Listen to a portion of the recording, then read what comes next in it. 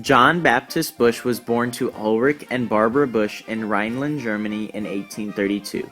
John's father was married 3 times and had 23 children. He had 12 children with his second wife Barbara, and John was the second born.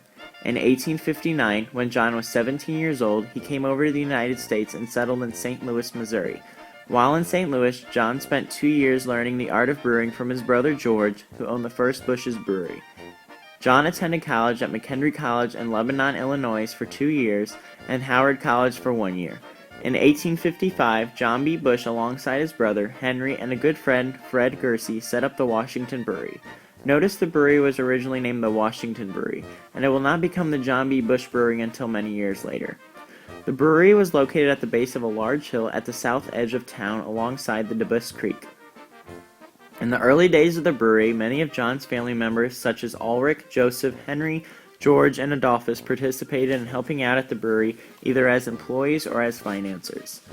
In 1858, John married his wife, Antony Krumsick. She became the vice president of the brewery, which was a very uncommon position for a woman to hold during that time period. John and his wife had 7 children together: George U., John B. Jr., Julius, Ulrich, Anton, Walter, and Lily. Once 1860 hit, the brewery was a success. The family made their home next to the brewery in a mansion on 80 acres of land. John B. Busch became a successful man, but he was not concerned about going statewide or nationwide like his brother Adolphus did in St. Louis. He just wanted to take care of Franklin County, and their total output never exceeded 10,000 barrels a year. During the Civil War in 1861, John served on the Missouri militia. During his time away, his brother-in-law, George Krumsick, ran the brewery.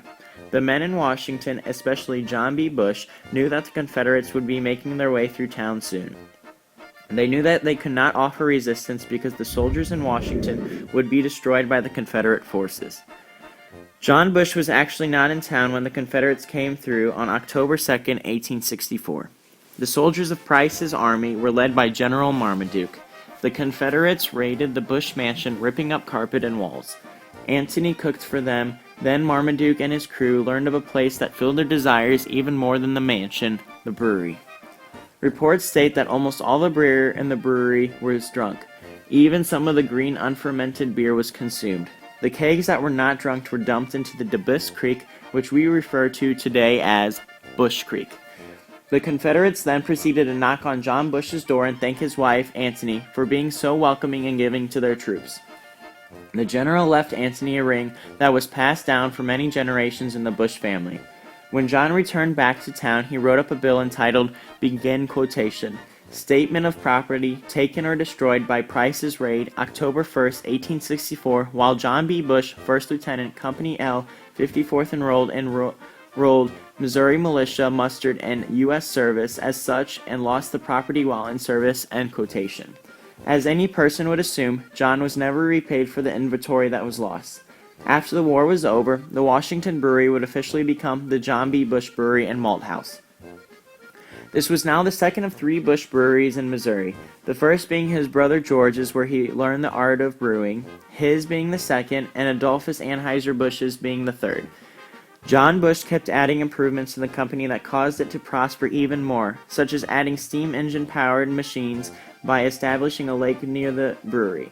His idea for the lake was to cut ice from it in the winter and use that ice in the ice house. Prior to the lake, the men of the brewery would cut chunks of ice out of the Missouri River and bring it to the ice house. This idea was a great idea because people could put ice in their drinks and the ice was purified. In 1888, a fire broke out in the malt house and caused $50,000 worth of damage. The building was only insured for $28,000, which was quite a deficit. This was a big hit to the company, but remodeling of the building began immediately and business was running again in a few months. John Busch Sr. passed away in 1894 from a long illness that he had been facing. He was 62 years old. His funeral was April 19, 1894, and he is buried at Wildey Old Fellows Cemetery.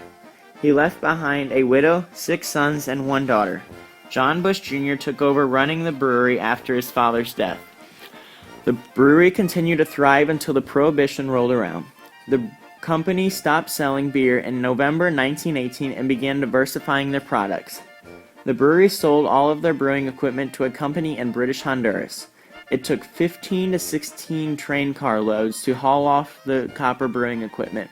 British Honduras even offered John Busch and Ulrich a nice salary to set up the brewing company down there, but they decided that they wanted to be like their father and stay in Washington.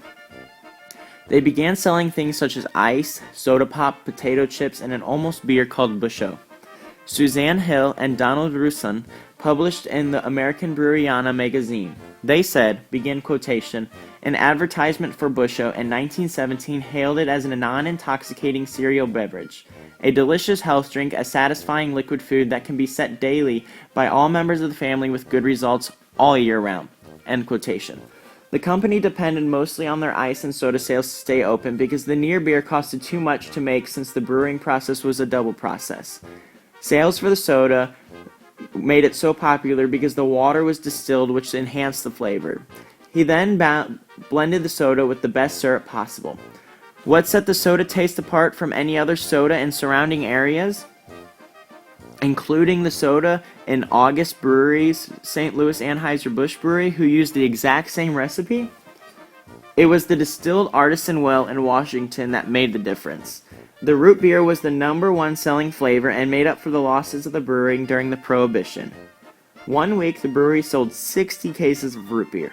When the Prohibition ended, the family decided that it would be too expensive for the company to buy all new brewing equipment, so for the next 20 years, they operated as a distributor for St. Louis Anheuser-Busch. The company survived until one day Ulrich Busch Jr. locked the doors for good and ended a 100-year thriving business. For many years after it closed, the brewing company acted as a storage place for the corncob pipe factory until 1988 when Roger Langendorfer and Frank Tillman purchased the brewery. Today, the VFW operates from the old mansion, and the brewery acts as a rental space for wedding receptions, dinners, etc. John Busch was a hard-working, caring man that the people of Washington loved to be around. His employees would never leave the brewery because they were treated with great respect and care. The brewery was almost like a home to the employees. He may not be known across the world like his brother Adolphus, but he will always be in the memories of all of the Washington people.